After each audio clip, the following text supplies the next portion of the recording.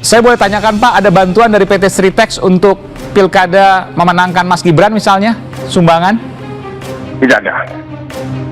Sama sekali tidak ada? Tidak ada. Baik. Mas Tama, silakan. Ya, tentu saja kalau saya melihatnya begini Mas Iman, artinya kita masih harus menunggu bagaimana kemudian KPK menelusuri perusahaan-perusahaan yang kemudian disinyalir terlibat dalam perkara bansos. Karena ini bukan hanya soal bansos, masih ada juga kemudian perusahaan yang ditutup langsung untuk mengurusi paket-paket tersebut. PPJNA 98, Pijar 98 dan RIH akan laporkan majalah Tempo ke Dewan Pers. Tempo tak takut. Sementara itu, Tempo mengatakan bahwa investigasi korupsi bansos Pemret majalah Tempo verifikasi sudah dijalankan. Meminta majalah Tempo untuk meminta maaf dan menarik majalah itu dari pasar peredaran itu, karena kami tidak mau ada sebuah kesimpulan masyarakat. Halo Bang, izin. Ya, masuk.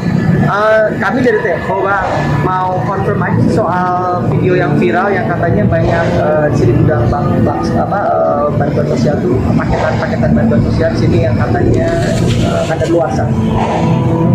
Hoax itu, hoax. Tadi udah kesini kan Presiden Pak Stefano. Konfirmasi ke beliau aja. Boleh kami ke dalam Bang? Jadi yang katanya kadaluarsa. Yang mana?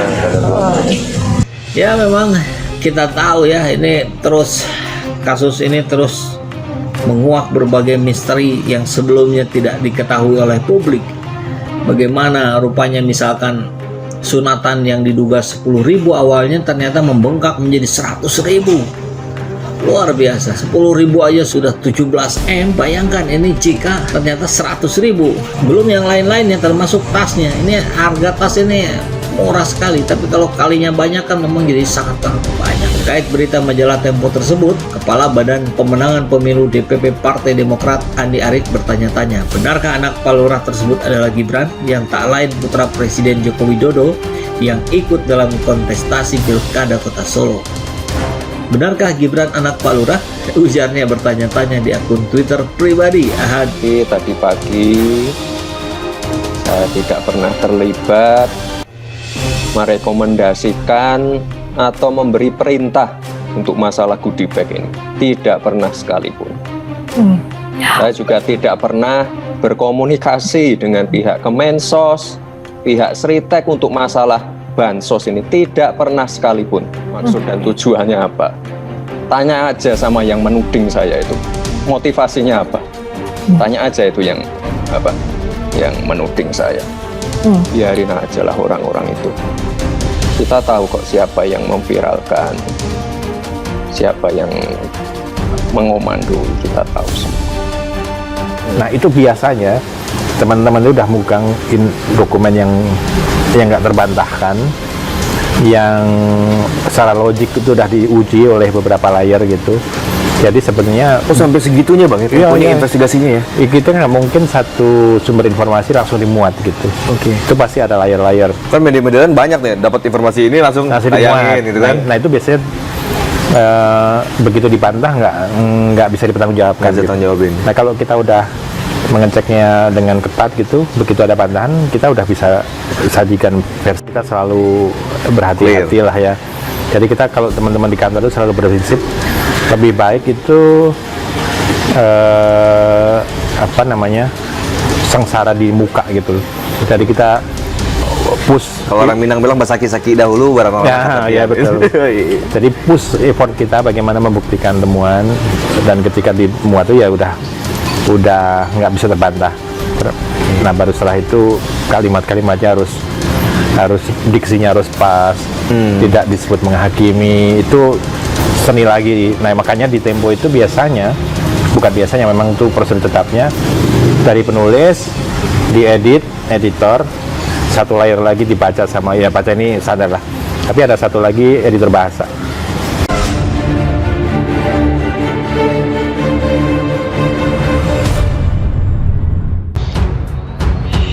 PPJNA 98, Pijar 98 dan RIH akan laporkan majalah Tempo ke Dewan Pers.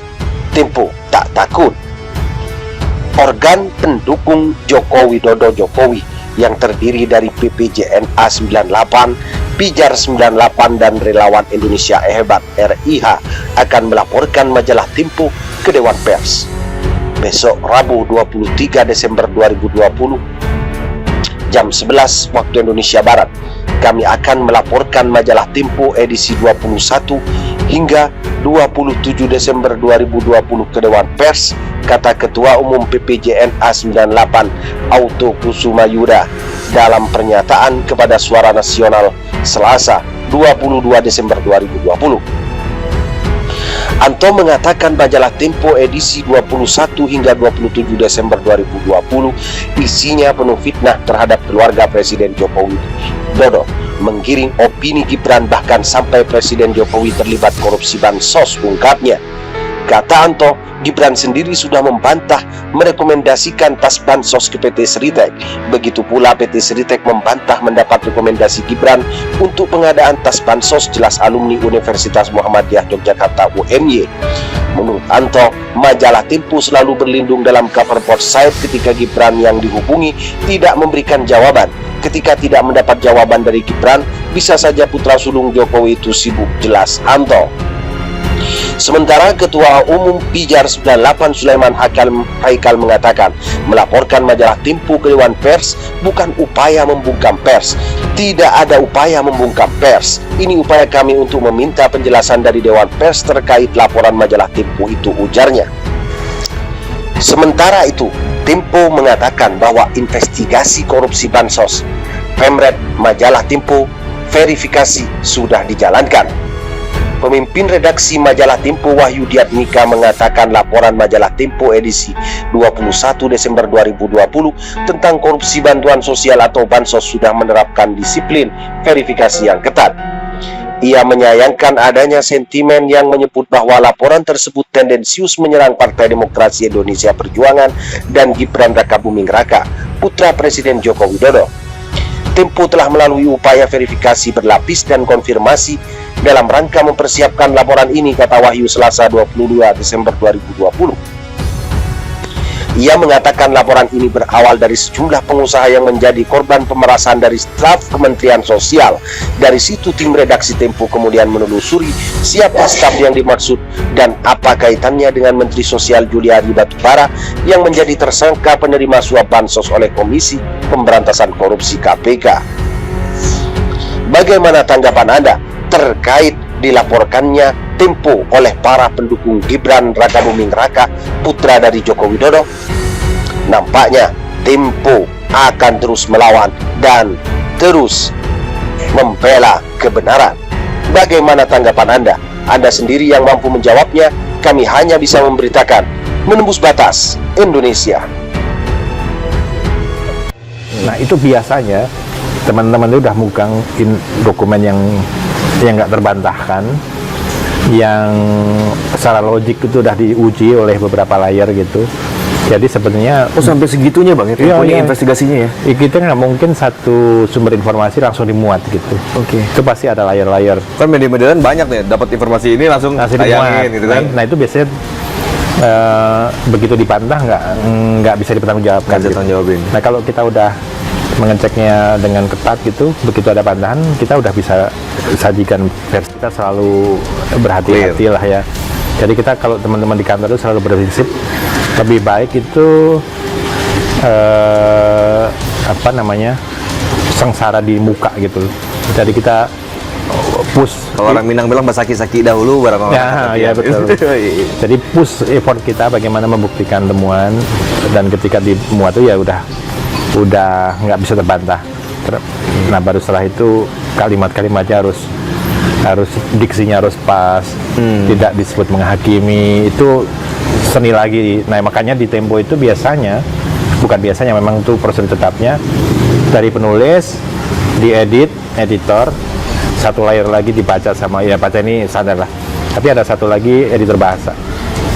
Ya memang kita tahu ya, ini kasus ini terus menguak berbagai misteri yang sebelumnya tidak diketahui oleh publik. Bagaimana rupanya misalkan sunatan yang diduga 10.000 awalnya ternyata membengkak menjadi 100.000.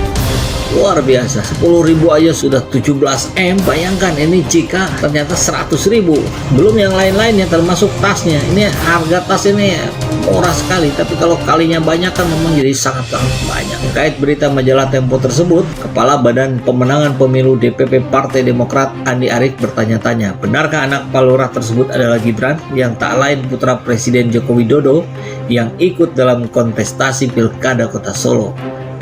Benarkah Gibran anak Pak Lurah? Ujarnya bertanya-tanya di akun Twitter pribadi.